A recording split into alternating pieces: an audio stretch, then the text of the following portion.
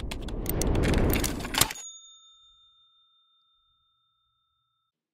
heard once that a goal without a plan is just a wish. Well, artist, it's about planning, and everything comes down to that, really.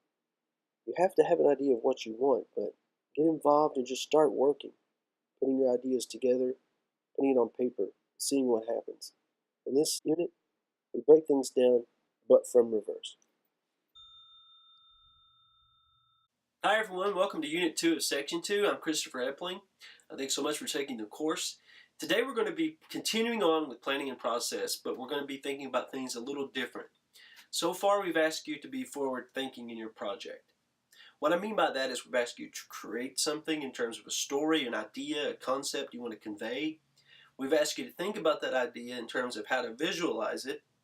We've asked you to also begin planning for the end result through storyboard. So we're going to continue that idea, but re-engineering it in a way. So instead of moving forward with you creating something out of nothing, we're going to look at something already created by other artists and we're going to break it down. By doing that, we can see maybe a glimpse into what an artist is thinking. What are they going through in terms of the process in their mind they think that will reach that end goal, which is the same process you're at right now. So thanks again for taking the course. We're going to go ahead and get started with today's unit. Okay, so we'll look at this first. Now, talk about easy to really break down. This is a book I illustrated. So all of the illustration work and graphic design work within the page of this book, I can talk about pretty easy because I did it. Now, I didn't write this book. It was written by Melinda and Joey Richardson. But so when I'm following, though, the guidelines from the publisher, and we'll talk about this page in particular, it's pretty specific.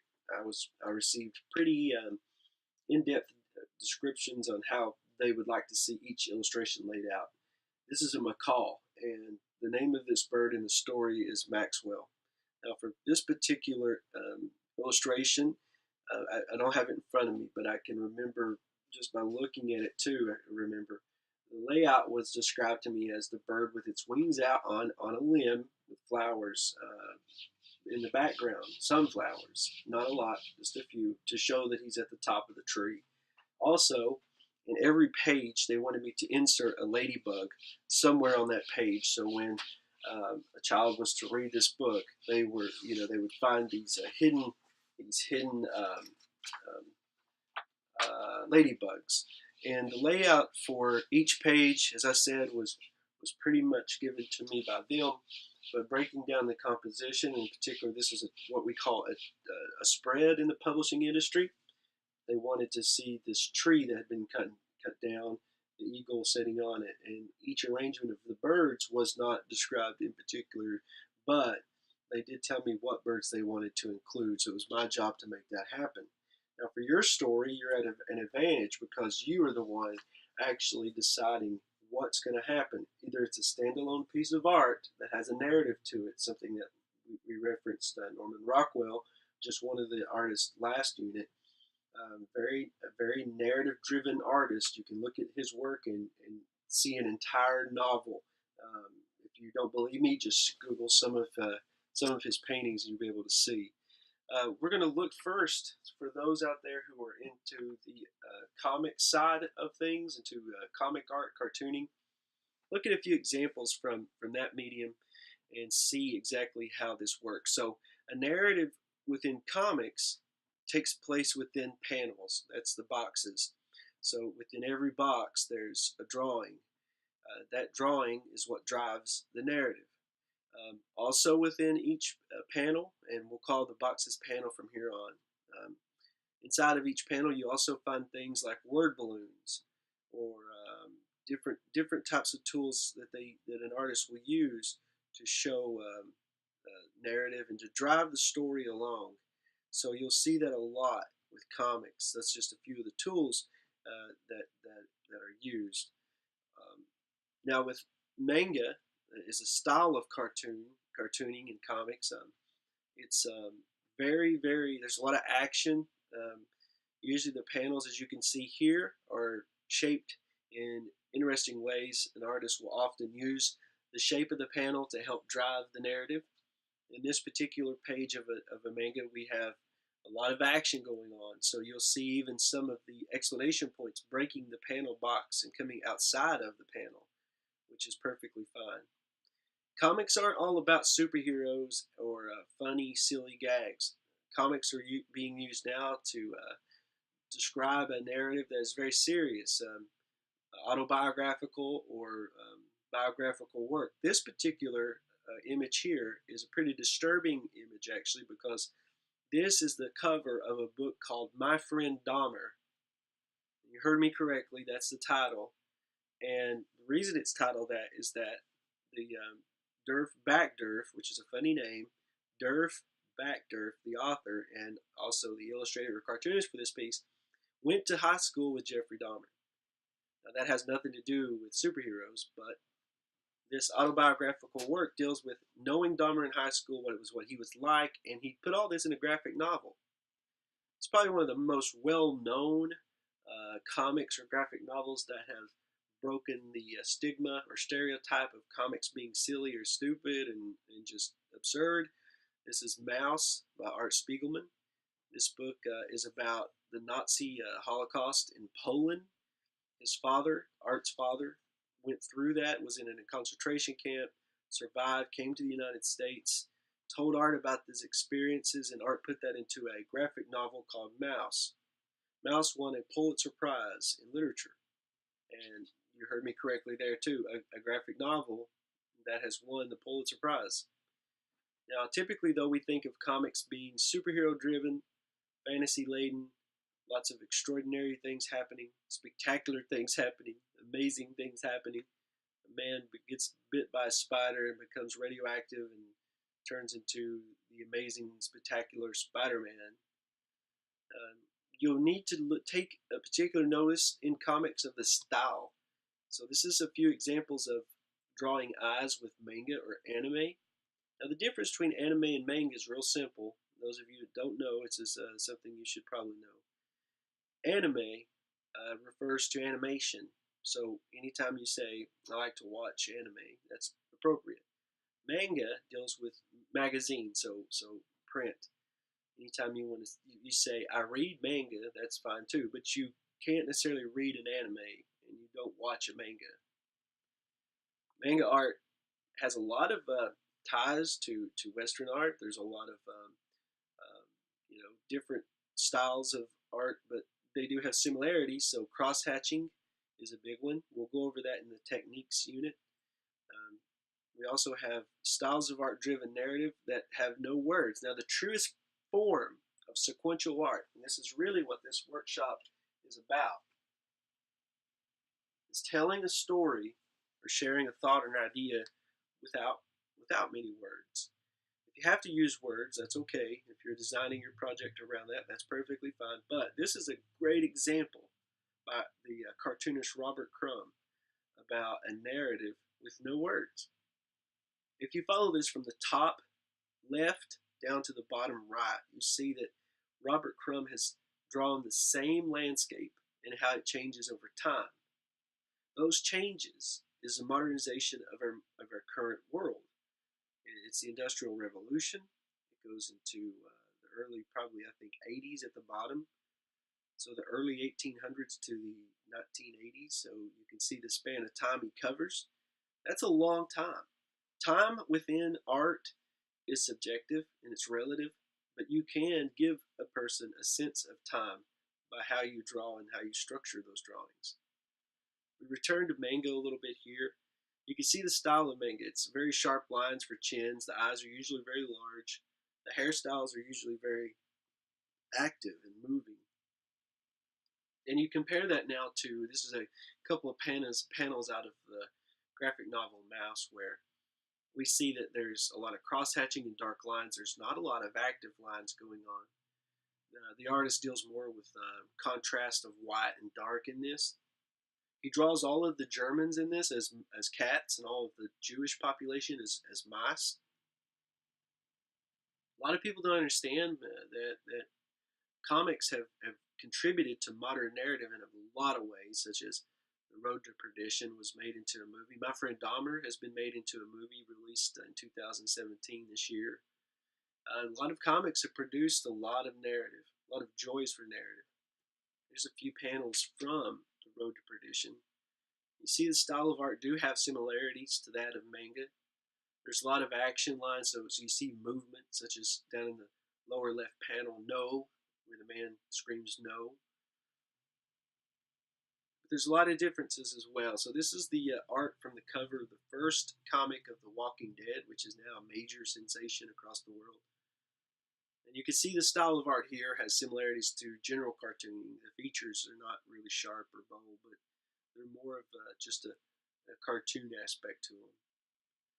Here's some of the tools I talked about cartoonists will use to drive narrative. So there's thought balloons, there's action marks, there's stars, there's word balloons, there's variation on panels, there's no panels, there's full page spreads. There's so many things that an artist can use. So you see the action from this particular layout and the composition of the actors moving inward.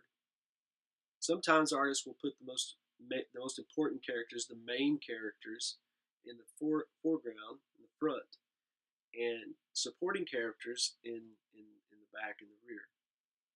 These things all matter a lot. We'll take a look here now at some more traditional illustration work in comparison to that of cartooning. Obviously, the biggest difference between illustration, which is for children's books or picture books, and that of cartooning, is that there's no panels. The panel is the page. But within that, we have to be more careful. And I want to make this really clear for a second, so let's return here. If I have only this much space to tell a story in, this is all the space that I have. I can't use anything else except this piece of paper. I'm going to have to be very, very conscious of what I place on here and where and how. So for instance, at the beginning of this page up top, I can't use very, very tiny small panels so a person can't read it. So the size of the panels matter. If I only have this much space to tell a story in, I'm going to drive the story through the process of placing the most important aspects first. So introduction, and this is the themes of any story in writing, in literature and narrative. An introduction, you introduce your setting, your main characters. You move on to introduce a conflict, a problem, an antagonist, a protagonist into your problem, into your story. From there, you go into conflict resolution. So you have a compromise or a resolution of that problem. And then you have your climax, your ending, your closure, which is at the bottom. This much space. So a children's book, they have space as well to tell a story, but it's only on one page. Now they have to be very careful then on what they choose to depict. Within this illustration, you have a boy looking at I cannot think of the name of it. An otter, I guess, maybe, or seal. There we go, seal. You can see underneath the water, the break of the water line, so you see into that world too. You also see the boy setting. He has what I think is a toy boat with him. This tells a lot. This could drive narrative. This is the most important thing, though, of that particular scene. So, for instance, if you're reading this in a children's book type of consuming it as a children's book, you can imagine there's words at the bottom of the page, okay, and those, whatever that is, it may say that that little boy walked from his home, past his neighbor, waved at his neighbor on his way down to the dock. He got to the dock and he set his boat in the water and he sat down and he admired how pretty the day was. He was looking around for his friend the seal, and then the seal shows up. Now, out of all of that I just said, that imaginary text that could be on this page, the most important part is that he saw the seal. The seal showed up. The artist didn't choose to draw the boy walking by his neighbor's home, or waving at his neighbor, or placing his boat into the water, or sitting back looking at how beautiful the day was. The artist chose to draw this particular scene because that was the most important. You have to use your space wisely, is my point. So we take a look at this illustration. This is watercolor. The cat is sitting in a toy boat reading a book. We see a lot of oceanic type of elements here with shells and sand and bottles and fish and a boat. So all of these elements are parts of that story. They're important parts of that story. The illustrator wouldn't have chose to draw those. Notice the composition too. The cat in the boat is in the foreground. The other elements are in the back, but those elements don't really do much to the story, but it adds to a sense of, like I said, that oceanic type of sense of feel. So let's take this and break it down then, composition wise. Okay, if we were to take this particular illustration and look and notice how the artist did what they did. So first we see that in the foreground, this area here up front towards us, I'll just draw these general shapes. Pretend that I'm storyboarding, okay? I'm going to storyboard this. Let's say that I want my boat to be here, okay? And I'm planning my page. I'm pretending I'm this artist. So here will be my boat. And this will be the stern and all. So, and then up from here will be the math. And then we'll have our little cat sitting in the rear with his ears and his book. Okay. Now, this is composition. The boat is setting on this fabric here, on this little stand. It's probably maybe a dresser with something over it. There's a ladder coming up. So the artist, before the artist ever went to put watercolor on paper, more than likely, some artists don't have to do this, and it really comes with with drawing a lot. So if you're an artist that has really dedicated your entire life to drawing, then maybe you don't have to plan this way. But young artists, a lot of artists, I think, benefit from planning their composition. So my storyboard, in which is one page, could look something like this. I have shells in the background.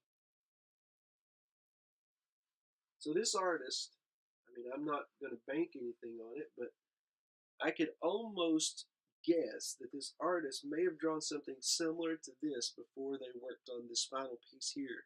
There's a good chance of it because planning is everything. And you'll notice with the artist's work that planning exists. Let's take a look at a couple more. Here we see a very whimsical illustration. Narrative here can be easily seen. There's a giant troll under a bridge. There's three goats moving across. So anybody who's children's stories fans understand what this is from. Notice how large the troll is, and the troll's in the foreground, right in the middle of the page. Takes up everything. Here we have another piece. This is something more whimsical too. We have a lot of birds, a lot of animals, a little girl sitting by a tree, and a little boy hugging a lion. This drives narrative in a sense that we see that these characters in their relation to those animals. So we have something as simple as this too, which really tells a story. It could be a lot of different stories that it's telling. The boy could be extremely strong. He could have a friend that's an orangutan. Maybe that's a stuffed animal. Who knows? But we want to know more by looking at it. Different mediums can add different emotions and feeling. When you look at a piece, you can pull stuff from it that's very bright. This I would imagine to be colored pencil with maybe ink. Illustration drives a story. The illustrations serve almost as a soundtrack to the narrative, to the story. They don't want to take over and become the main focus of a book or a story or anything, but they help add to it. Standalone pieces can be that way too, and they can add so much more. If you can find someone who can create a narrative through a standalone piece, they can say more than an illustrator can in 34 pages. In this particular illustration, we see that the artist probably used a digital format to create this, I'm guessing, or acrylic, maybe, I don't know, but there's a good chance this is a digital piece. But in this could be a standalone piece by itself. We don't need any words, more pages, or anything. And we can look at this and we can actually start to imagine, what is that story? Here we have a giant octopus that's invading a town. There's so much to this too. This is drawn more in a comic sense, but there's a little bit of illustration influence here too. And just this image alone can tell us a lot, or ask a lot from us. What's happening? What's going on? We look at illustration and drawings and we ask questions, and that's the main point.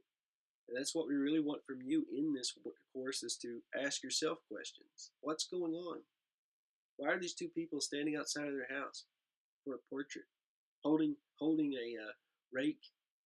What does their expression show us? What do we think of? What is the neatness of the home behind them, where their clothes tell us about these characters? Why does this little girl looking at hats, and why is this man helping her? Is she really happy, excited about all these different hats? These are things that whenever we create a piece, we want to ask ourselves, what is it that we want the audience, the viewer, to see? Many times, illustrators will go as far as to place certain things inside of a drawing that really don't really belong in the narrative or exist in the narrative, but they add them there because they want to enhance the story in a way. You can consider this particular illustration from the book Life of Pi, which is narrative driven completely. You want to ask the question, how do these characters end up where they are? It really, really begs the question, what's going to happen? There's so many different aspects of composition as we looked at here earlier. Notice as we go through these and imagine in your mind, what would the storyboard look like for each one of these examples? This one in particular is pretty frightening if you think about it. This child levitating, and the family looks scared, and the little brother's getting out of the room. So there's a lot going on, and if you don't ask questions when you look at something like this, it's just it just begs so many unanswered questions. And it can be simple too. It doesn't have to be something so extreme. You can imagine these two girls are friends or not friends. Are they enemies? Could they be enemies? Could they be totally different with one knitting and the other in a cheerleading outfit? Or what does this ask us? What are these kids doing exactly? There's a dog involved. They're on the ocean in a boat. Do they even know where they're going or why they're going where they're going? Illustration helps to drive narrative in this way, and we're back to this original piece we started with because it's something so important. So consider this as you're moving forward, and as we move forward, consider what's happening and why. Okay? So let's take, for example, breaking down this particular page now, this manga page. It's important to show different styles of art and the different methods of storyboarding. And that's really what we want to do. We want to show these different elements. So let's consider this for a second. Let's consider this page, and we'll think to ourselves, how exactly did the artist go about planning for this page? Now, planning for a comic is a lot different, of course, because, like we said, we have panels. The first decision that an artist has to make is what is going to be the shape of my piece. Is it going to be very long, very tall, going to be very wide, very thin in terms of its height? So you have to design and think about the shape of the page, the space you have. Now, this is a snapshot in this particular time period. Whatever happened in this comic is going to be here as a snapshot. So once you have the general shape of whatever it is you're creating, you have to start breaking down these panels.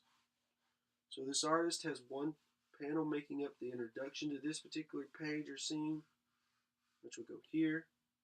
Another panel which goes here, like that. Then we have a large panel at the bottom.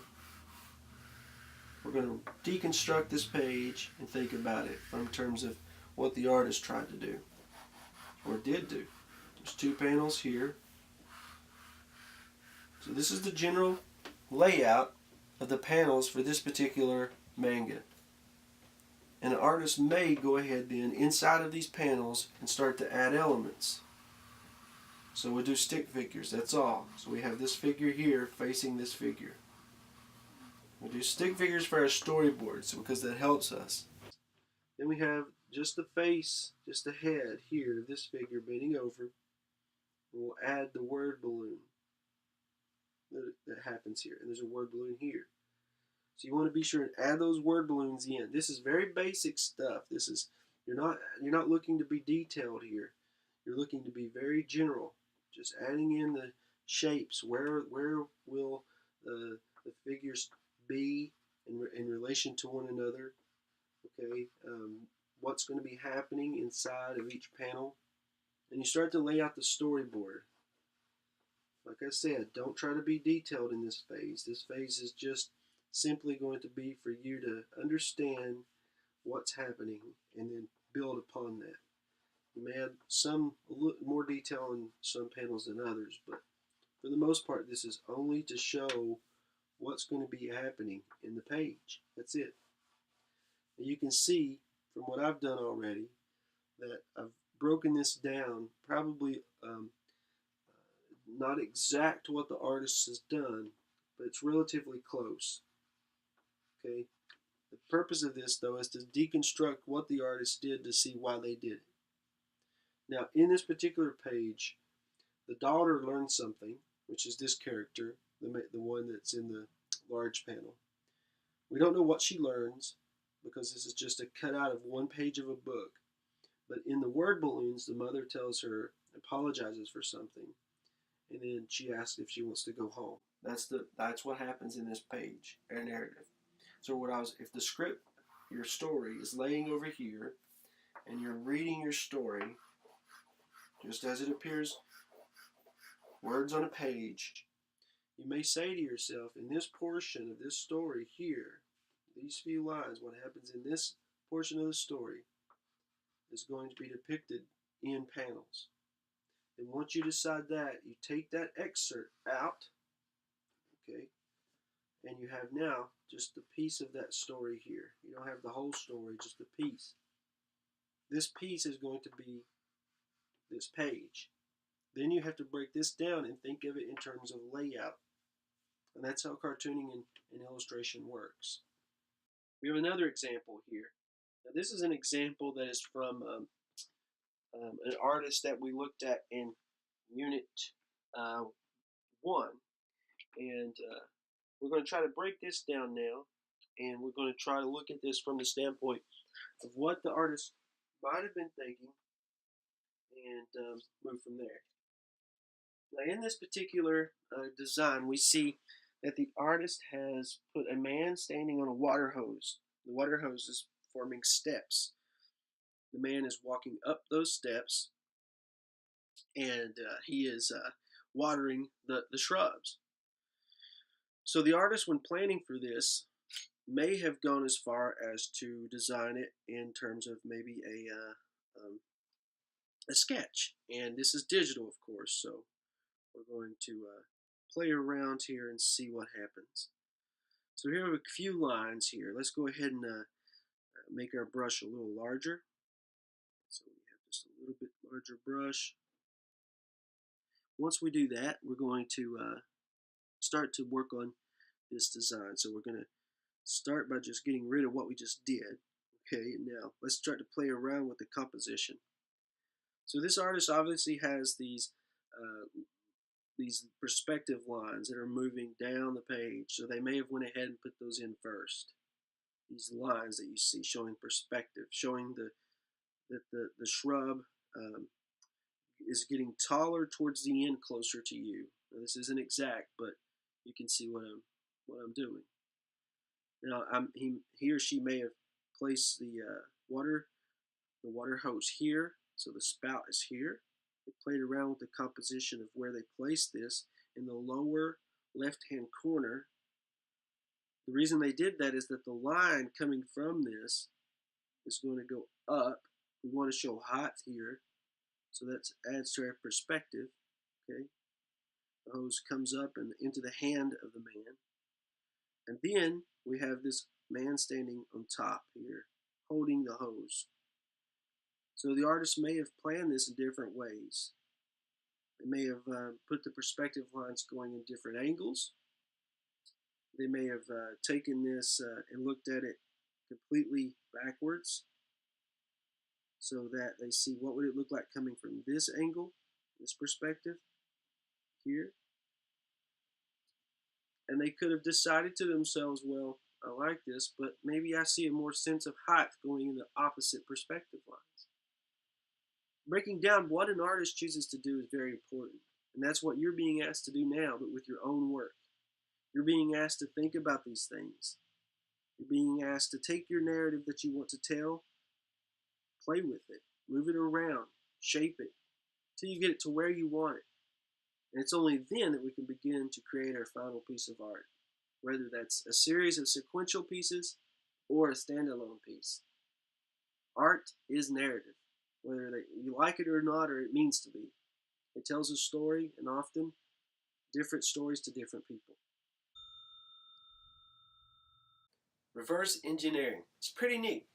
Looking at an artist's work and thinking, what process did they take to get to where they are at having this design or this drawing, this graphic representation of their idea, what narrative were they wanting to get across to the viewer. It's really interesting. You should try it sometime. In fact, that's part of this unit's assignment. Find an artist's work you enjoy, look at it, break it down, and try to reverse engineer it, similar to how we did today. Think about what went through their minds while they created that piece. Think about what maybe the storyboard would look like, or the planning study would look like of a finished standalone piece. Try to consider for yourself, would you have made those same decisions? And if so, can you understand a little bit of as to why they did? Reverse engineering works in a lot of ways, and for planning a process for your piece, it's important. So thanks again for taking the course. I'm Christopher Epling. Go ahead and get ready to turn in that assignment for this particular unit. And we'll see you in Unit 3 of Section 2. Thanks a lot.